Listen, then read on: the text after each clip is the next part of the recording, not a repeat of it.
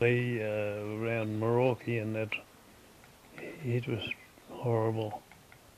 It's that depth of water for about 100 mile in, and on top of that, you had about 4 o'clock in the afternoon, you only had to listen like that, and you think it was aeroplanes that coming in as mosquitoes.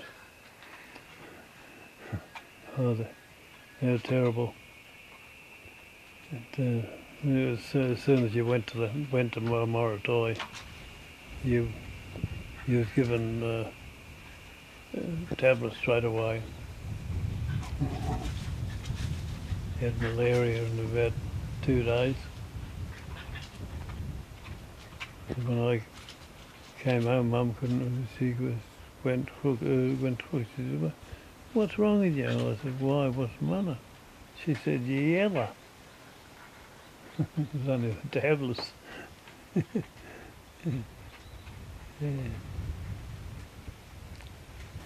Now, well, in this area where we were on Dutch New Guinea, as I say, it was that depth of water all the time.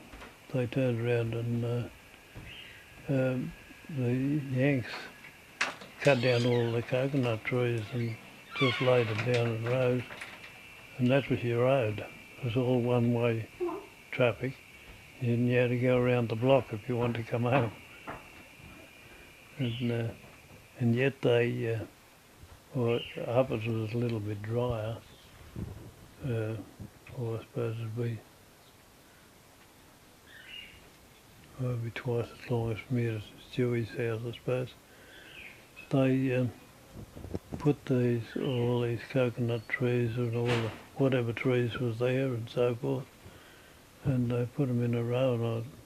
And our camp was a bit further up on a rise, and the planes used to go over top of us, and we wondered what the heck they were doing, the Yanks were doing, and cut all the trees down for I don't know how square it'd be, but anyhow they finished up, and one of the blokes that was with us, he asked them how far down was the first layer of logs. They said 5 feet, and they kept putting this mud over it, and mud over it, and mud over it, and then I don't know where they got the dirt from, but anyhow, in 6 weeks they had aeroplanes landing on it.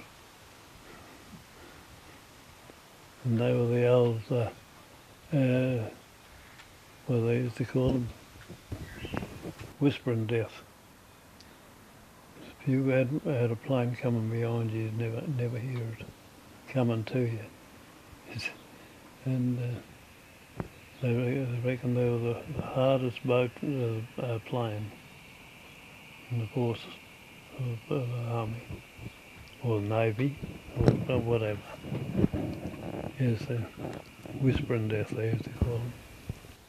Because they used to come in over night time. They used to go out just on sundown, and another bloke, old Wilkie and I used to have to cart the bombs in for them, and we were that deep in the old blitzers, you know, with about 10 ton on them, and we'd come in the 2 trucks, take them over, and they'd take the planes, they'd put their cranes and everything, just shift them over, and where we'd be laying in the tents there or about 2 or 3 o'clock in the morning. You wouldn't hear any planes coming, and all of a sudden you'd hear it go over the tent. And old Wilkie would be laying there, and hey, there's one missing. And sometimes they'd get back in, but one night they were out about a bit after midnight, and the planes were driven back, and Wilkie said, "Gee," he said, "they're coming home early tonight." I don't like the sound of it. Yeah, got up next morning, you ought to seen the plane. There was holes that big in the wings, and she was smothered in mud. Where they dropped theirs because they couldn't carry him, so they dropped him. Underneath her, she was just pure mud. And the same number went out the next night. Oh, we were just in Dutch New Guinea then. Just before the armistice was out, we got broke up here, there, and I was with Western Australians, Victorians. The only ones I hadn't been with was the Northern Territory.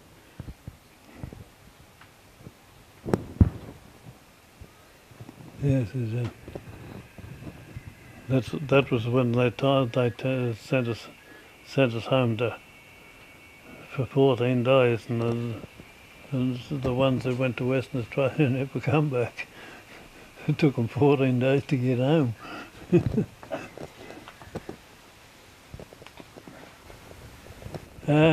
Well, it was funny.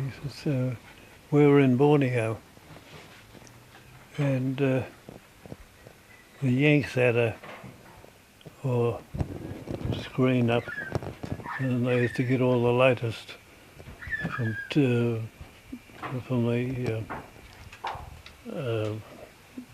all the picture shows and all that over there, and there was Les Rennie, and they were in the engineers. They were just about as far as me as that, and I hadn't seen him, hadn't caught up with him, but anyhow, the bloke that used to supply cart us rations for us, he had to go down over to another unit to get the rations for us, and anyhow he come from Kaguna in Victoria.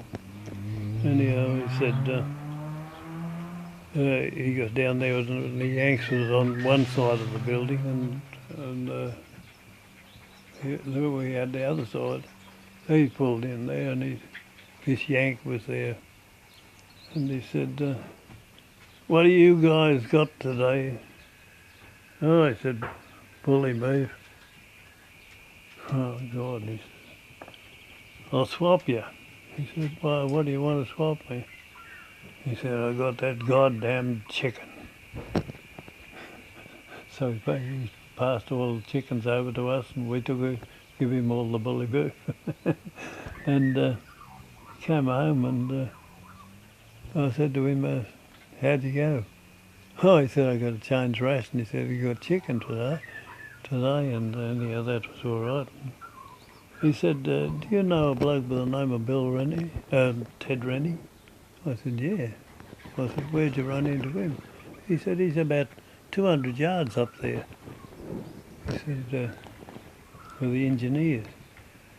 So anyhow, I walked up to him, to where he was, and I said, "What are you going to do tonight?" And he said, I said, "Oh, same as usual." I said, "Nothing, I suppose."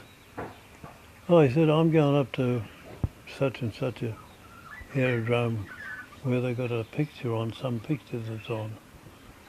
So up we goes, and I know on his truck, and we're in there watching this picture. I couldn't tell you what it was because it was shooting and going on. All of a sudden we heard bang, bang, straight over top of us. Hey, the Japs has broke the Tristan camp. So we raced over to, and got to you couldn't get through the crowd that was there. And I finished up, pushed up against the old Blitz. I wasn't sure of the truck, but anyhow, this'll do. I got somewhere.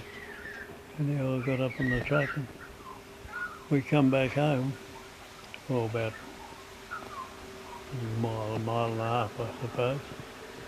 And all of a sudden, all the planes come up. And they're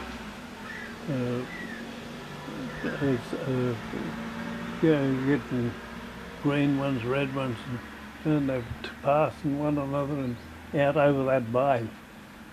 And I did it. It was pretty, and I said, "What the hell's going on?" Oh, he said, "We just got word through." He said, "The armistice has been signed." Who hasn't been signed, but it's there. Yes, the planes went up and they had trace of bullets, colours. Oh God, I don't know how somebody didn't get shot, but it was just like chucking a hen of eggs out there, coming out from the boats, guns. Yeah, that was the first we knew anything about it, which was quite pretty, I can tell you. Yeah, we were on Morotai then,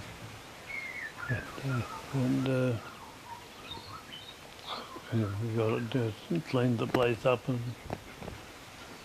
then I got this bloody job at driving Sir Thomas. It was a pretty sight, I can tell you. These planes up there, all different colours. They must have been prepared for it because they didn't give us much recollection, only that we were having this picture showing these 3 or 4 bullets went over top of us. We thought this was the prison camp of the Japs that they had. It was just not very far away from even though were a couple of blokes who broke away early from there. And they thought somebody yelled out the Japs had broken. The whole crowd just got up and moved. I've got some sheets in there from the first Anzac Day I went to was in Sydney. And I've got the whole sheet. They're much similar is what they have here now. But what I mean, it's well, I haven't missed one in 60 years. And this will be probably my first one. So I can't drive now, and I can't walk, and so I better stay home. Yeah.